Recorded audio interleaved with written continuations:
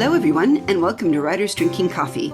This is a podcast where writers are sitting around drinking tasty beverages and talking about writing, publishing, and the whole creative process. There will be rants and raves and opinions that do not agree but are lovingly delivered. We do not censor ourselves, so consider us PG-13. Your peanut gallery today is made up of David Welsh, John Schmidt, and me, Jeannie Warner. This is episode 151, The Art and Business of Writing with Chris Jones. Welcome, Chris. Hey, thanks for having me. I am so delighted to have you. I have enjoyed your podcast. It is The Art and Business of Writing out there in podcast land. You had 100 episodes, but you stopped. Yeah. I felt the need to take a hiatus. I recently started a brand new job. And so with starting a new job comes the learning curve of kind of getting back in there and learning all that, one. And two, I have a podcast that I have to do there. So I was like, I had to weigh, will I continue doing this or I need to focus on building that podcast up? So I started working on that podcast right now. And I mean, maybe I'll stay away forever. Maybe I won't. I don't know. But yeah, it was kind of a transition time. And I didn't want to cheat my audience with gaps because I had done that before and I didn't want to do that again. So I was like, okay, we'll stop at a nice crisp 100. And then if we pick up again, we pick up again. If not, you will find me online doing similar things. It's cool because you do so much. I mean, I love that you have written books of your own, that you have co-written books. And frankly, I think podcaster and journalism is its own writing as well. So how did you get started in all of this? What's your background like? So my background is I have a degree in art. That's where I began. And that's kind of a funny story because when I graduated high school, I hated school, like just to no end. I was done. I couldn't believe it was over. And I was excited just to go make money. I was like, I'm just going to work a couple of jobs and just make a lot of money and have a lot of fun for the next couple of years. And my mom was like, not thrilled about that idea. And so she's like, yeah, you need to figure something out. You got to get moving. And I was like, oh, come on, man, let me just work. And so lo and behold, I get injured. I was up, I had a slight injury playing sports and then I fully blow out my knee at work. And so my mom was like, hey, so talk to me about college now. And I was like, oh my gosh, you've got to be kidding. I was like, fine, just take me to school. I'll enroll myself and then we'll get started. And I found that I just absolutely love learning on the college level more than I did the high school level. It was kind of like a choose your own adventure book. I can do whatever I wanted to do. So I ended up getting with a teacher who really cultivated my creative talent because I was going to study education. She's like, no, don't be a teacher. Go be an artist. And so that's what I did. I went and got a degree in design. And then my curiosity got piqued when I worked with a copywriter in the marketing department of a college. And then from there, I went to the newspaper. And when I got to the newspaper, that's when it all took off because I worked for the newspaper for several months and they had this job paste up board kind of dating when my start date for the newspaper was 2000. They had this job paste up board and every day they paste up the sports writer job. And I could not believe that nobody wanted to write sports. I'm like, how can anyone not like to write sports? That's all I grew up on. I grew up on newspapers and sports. And so I asked if I could work that job because, of course, I worked the day shift as a designer. Sports is a night shift job. They gave me an opportunity. And then when I came back to the newsroom on Monday, there was a note on my desk from my publishers that he said, I need to see you, basically. And I was like, oh, man, I must have bombed on that story Friday. They put me on. So I went to see him and he said, we're moving you all the way out of art. We're putting you in sports. How does that sound? I'm like, okay, let's do it. And that was the start of the writing. So I got to ask, which sport first caught your interest? Because we know Jeannie knows it's hockey. Well, why was it hockey? I mean, what did you really love about it? The first sport that really caught my eye was football. I grew up because my parents watched football. My dad, my uncles, they all watched football. So football was the first thing that I watched and loved. And then we went from football to baseball, basketball. And then of course, I watched a lot of hockey, like in 90s, 2000s, early 2010s, and then I kind of fell off of sports altogether for a while and just focused on building a business. Well, what is the difference in writing for sports? I mean, I've actually noticed even a difference across the different hockey. I love the snarky humor of hockey columnists that I haven't found in some of the other sports. Do you think there's a tone by different sports even? Yeah, I think every sports has its lingo. Every sports has its culture. And so I think sports writers in different aspects of sports can write to that culture or write to that audience because they know what the audience is looking for. They know what they're expecting to hear. When I was covering sports, it was all high school sports, but I was covering like high school football. So when I did that, I spoke more like football-y masculine terms. And then when I covered girls basketball, it was a little softer, but it was still very aggressive because girls basketball is pretty aggressive. It's really fun to watch, actually. But it was a little softer than the stuff that you say to the boys, because you can be a little harder on boys sports and you can critique the boys a lot harder than you can critique the girls. And I found out the hard way when I wrote a sports story that was just for the girls basketball team. It mirrored how hard I was on the boys basketball team for not putting enough a defensive effort up against a rival school, and the girls were like in tears pretty much. So it's a little bit different. It was a little bit different. So I had to learn how to communicate, how do I speak girls basketball? And I learned how to do that. I thought you were going to say, and the girls tore me a new one. I'll never do that again. No, but the softball girls loved when you're harder. They love that though. So the basketball girls and softball girls are completely different. And they're a different horse too. Like softball girls are like so much fun. I mean, they're very hyper competitive. So every sport has its own language, has its own way you talk to them. And so, yeah, like when you talk about the hockey lingo, that's all a part of it.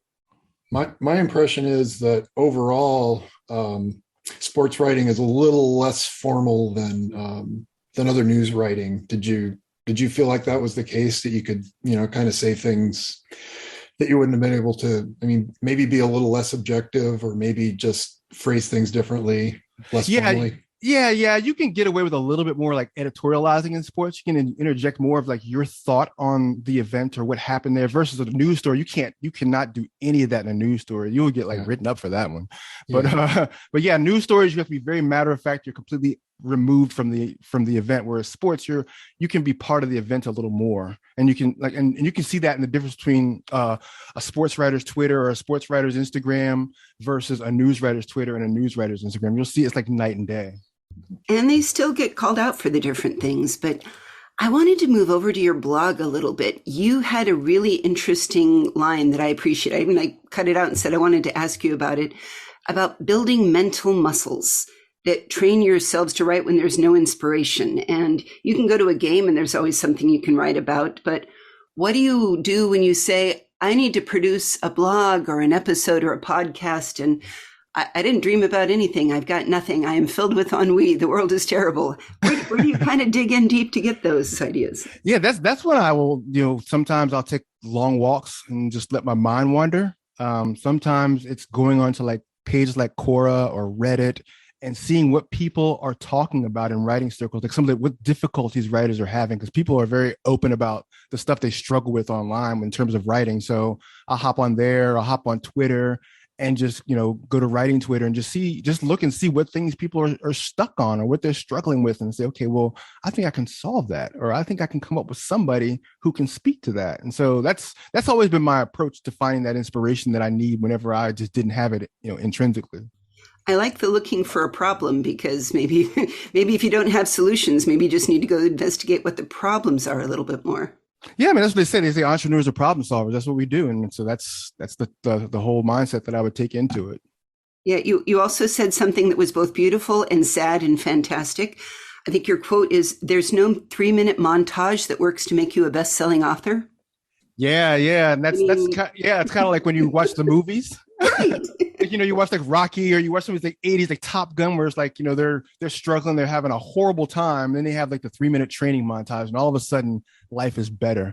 And like as a writer, there's just none of that. Like as a writer, it's day in, day out, find the inspiration. But I'm not one of those people who believes in just sitting behind the keyboard and just beating your head against the keys. I just feel like, okay, well, what I typically do is I lay out my entire writing plan. I'm like, okay, well, if I can't write today, then can I research today? If I can't research today, then can I work on branding the thing that I'm working on? Like, what does it need from a marketing perspective down the road? If I can't do that either, then I start to think about, okay, well, is there some other component that I'm missing that I could add to this project? Or is there someone else who can lend themselves to this? So I'm just always circularly thinking around the problem. And no, I've never had it where I've just been, batting zero. Like if I can't write it, of course, I'll figure out how to market that day. Or if I can't market, I'll figure out what research needs to be done. So I'm always figuring out a way to move in the project, so the project is never, ever stagnant. I love that you bring up the marketing part so early. It feels like there are people that talk about, we've had a little bit of discussion here on platform and branding, et cetera, but who you're writing for, who's your audience, who are you, all of that seems to be something that people want to consider just as early as when they're thinking about, am I going to try to go self-publishing versus traditional publishing? And do I just Twitter post every day about buy my book? I mean, there's so much to think about in terms of marketing in there. Yeah, no, there is. I'm a firm believer that marketing is one of the first things you do. So every time I take on a writing project, or whether I'm working with a client or myself or whatever, I always write a full synopsis, top to bottom. I won't even write. I'm not a pantser at all. I will not write a thing without knowing where it's going to go, because I think that's the most important thing. One, I have to know the end game. Who's this going to? What do they want from me? What sort of problems? What can I address in the writing? So I'm always looking to how to market a product first, because there's nothing worse than shelf death, when you sat there and you've not thought about marketing because you love writing so much, and you write and you write and you write, you produce a book and you have no idea who you're giving it to. You have no idea who you're speaking to. It's like, oh, I wrote a book on fantasy. There's lots of people who love fantasy, but it's like that old adage, that if everybody's your audience, nobody's your audience. Right. And so do you ever have to think about, like, somebody says, hey, Chris, what should I do with this? And do you have to read it to say, I really think this might be YA, or, hey, your synopsis, is that one book or 3 books? I mean, how do you guide people to do that? Because I saw that you do some editorial and coaching work. Yeah, well, that's where we start. We start with that. We start with who's your avatar? Who are you writing to? Like, who's your audience? Where do you find those people? Do you know where they are? Because you can't sell invisibly. You don't know. If you can't figure out and target and pinpoint who you're selling to, you're not going to sell any books. So where are they? Are they hanging out, depending on which, are they hanging out in business circles? Are they hanging out in creative circles? Where are your people? Because we got to figure out where they're at and start talking to them there now. Letting them know that, hey, this is what's coming. This is, we're working on this particular project. I'm excited about it. I can't wait to put it in your hands. And then we start developing things like email, like, okay, well, how are you going to get it to them? What are the ways we can get it to them? We got email lists. Are there podcasts that we can get on? So we start developing the media list very, very early into the game. We start thinking about things like design, okay, well, what's trending in design? Like, let's go to Barnes and Noble and just look around at covers and see what's trending in your genre. If your genre is using, just single, like for a long time in nonfiction, it was just like, bold serif fonts with single images. Now it's like more color-based covers. So looking at all those variables and factors, because I feel like all of that stuff, it's a part of the creative process. And I think, just writing is one part of the process, but all that stuff together, oh man, it's special. I've been trying to make about what's up with this whole women's silhouettes walking in a wintry landscape. Who the heck made that popular? How can we move past it? Yeah. It's funny, like when you start looking at cover trends, you're like a couple of years ago, it was like the whole, like chalk dust explosion on the covers, where everyone had one of those covers where it looked like there's some sort of chalk dust explosion. And then it went from that, I guess, to the single image, or then it went like to the fantasy stuff where they've got like just, it's so busy, but then they have these beautiful titles in the middle. So it's all cyclical, but it's a matter of just, okay, what's trending? How do you fit in? Because it's like, I think a lot of times authors want to be exclusive, like they want to be different. And it's like, don't be different for the sake of being different. Be the same, because then you get that lowers your barrier of entry. And then you put stuff into people's hands that's very familiar to them. Because if it's something unfamiliar to them, the chances of them reading it isn't as great as giving them something that's very familiar to them. This is great advice. What are your thoughts on the very common in one genre but not in others, the similar names thing, which in romance, of course, is Bounty's passion, Bounty's hope, Bounty's bosom, Bounty's pendulums, whatever. Bounty picker upper, Yeah, as far as naming, like naming's difficult. I think I tend to advise authors to name at the end. I was like, you can have a working title, a great working title, but try to name it at the end, because I think the book lends itself to that. The book will ultimately name itself. I'm a firm believer of that. And so as far as like common names or using the same names over and again, I don't know. I'm not sure, because I haven't really run into that. So it's hard for me to speak to that. I would avoid it just because of search engine confusion. That would be the thing that I would avoid it for, because with a search engine, if you go inside of Amazon and you type in Bounty's whatever, you're going to get every single one of those. So trying to find a way to differentiate by name is pretty smart. Well, you can put something in that's unique along with Bounty, though, right? I mean, you could, you totally, ideally, you totally got something that's differentiable for search engine purposes anyway. Something that's differentiable, but something that's going to get picked up in the zeitgeist. So, yeah. I think I'm a firm believer of that. Yeah. So I start with the title first and then go on from there, but I usually don't get past the title. So I think your advice is better. Yeah. Like I said, the book, sometimes the entire book itself changes as you write it. So yeah, it's books. It's funny. I used to laugh like when a nonfiction author would tell me like the characters talk to them or they have conversations with characters in the shower, the bathroom, in the car. But the reality is that I think that does kind of happen. Like as books evolve and develop, they tell you what they are. They tell you, hey, I'm a personal development book about this, because you'll be starting in one direction, then you find yourself in a completely different direction because the voice changes or something happens to it or new information presents itself to you. And the same thing with the title. I think with the title, same thing. Once you get to the end of the book, you realize, man, the title I had didn't quite work for this book, but now I've got something better, because my book had a completely different title when I started than what it ended with. And it had a different synopsis with it too, but then it just evolved into something else as I continued to write the book. And you did have a way when you talk about sniping the market and picking your target audience. You had a good way of expressing that, like, your Twitter feed isn't really just about you and isn't just about writing. Like, you made it interesting and makes me want to read all the things. And I think you have a quote up there somewhere: be the social media feed that eats someone's whole morning. That was magnificent. I'm not sure that was my quote. It might be a different. There's so many Chris Joneses. It might have some that you pulled off of somebody else's. Yeah. Writing. You sent me down to say, like, quite perhaps I've tweeted a whole lot, so it could absolutely be. Well, that's what it did. I went down the mouse hole after your arrow, got to frolic around in there, because you do more than just saying, I need to do #writing, my book. Because in a way, what you're really talking about a platform of selling people on you, not just a hypothetical story that may or may not be done yet.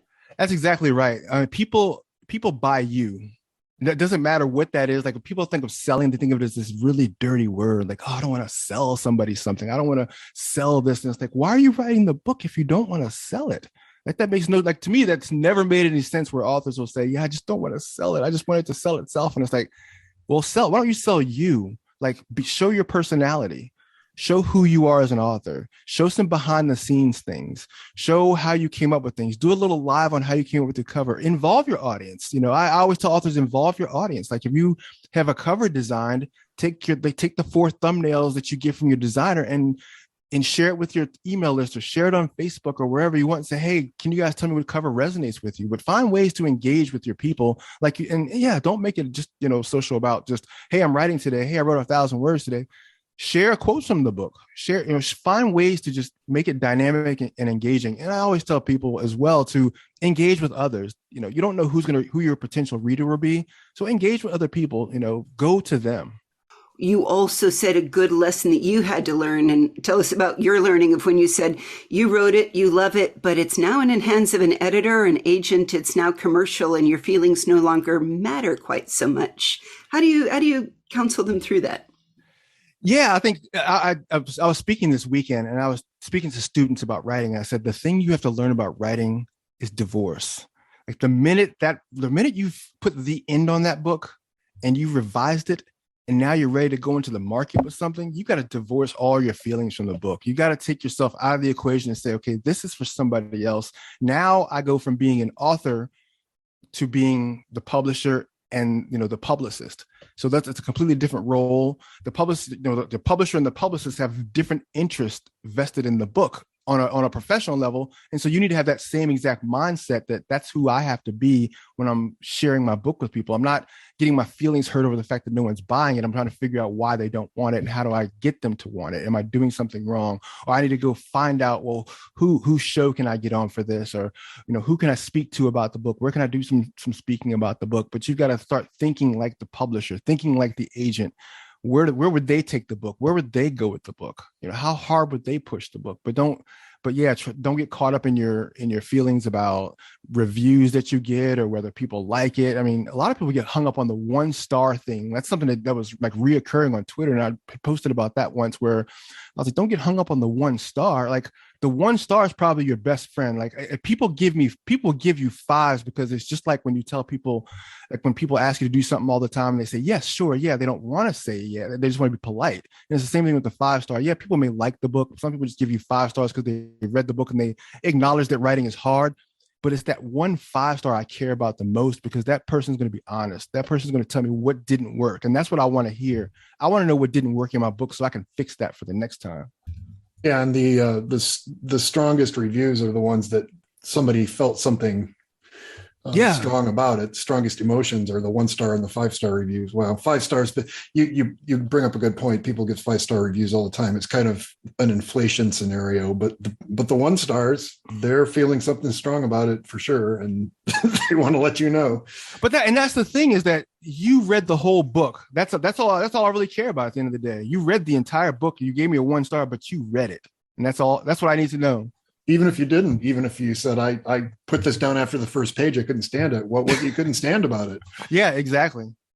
I thought there was a moment of saying, I wonder if it's like other parts of marketing. For instance, in product marketing and tech marketing, we look at, say, things like, I can't convince 5-star and 1-star people anything.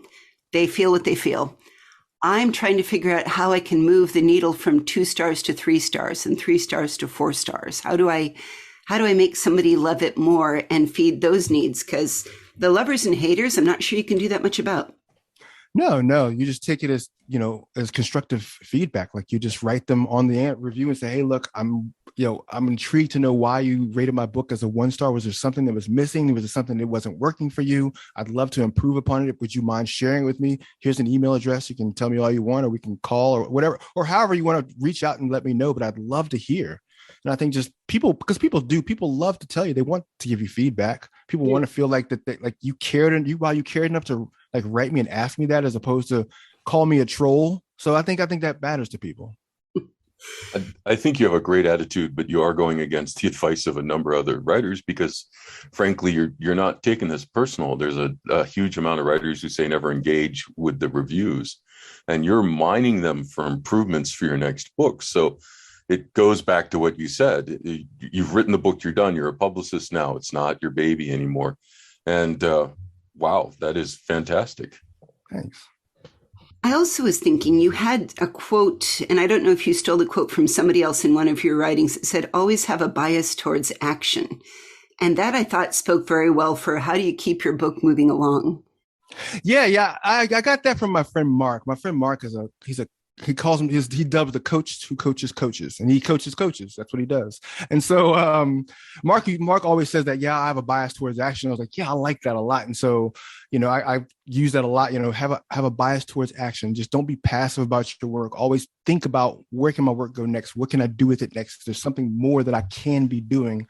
Because I feel like a lot of the times we give up before we, like that whole thing, we give up 3 feet before we hit gold. So it's like, what else can I do with this book? Like, where haven't I taken it? Where haven't I gone with it?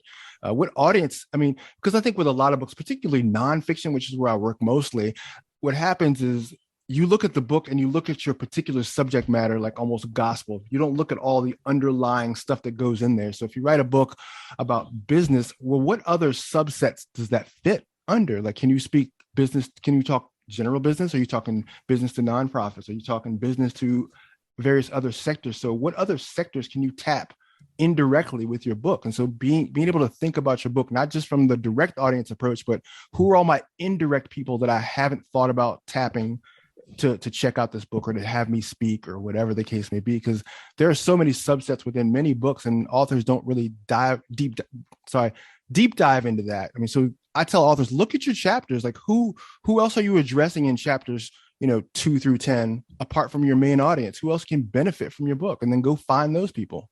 And it does create, going back to that idea then of like, who do you want your readers to be? We had a lovely chat with a gentleman who kind of figured out that he wrote cozy mystery and cozy romances. And he said, yeah, I go to bookstores, and most of my audience are older women And he says, I engage with them and I love them, and they know that I love them. And so they create that relationship. And I think that relates back to the not only just knowing your audience, but letting them know you in a real and very real way, in both in your marketing and in your letting yourself be out there. Because if all of your characters are one dimension or another of you or somebody you know, I write Dave all the time. Hi, Dave. Hey, Jeannie. But all you write about is horrible people. No, I also murder people. Let's get what's important here. Oh, right. Yes, I'm victim number 3. But let's get back. Speaking of murder, I have a stupid question for our guest. You talked about and you have.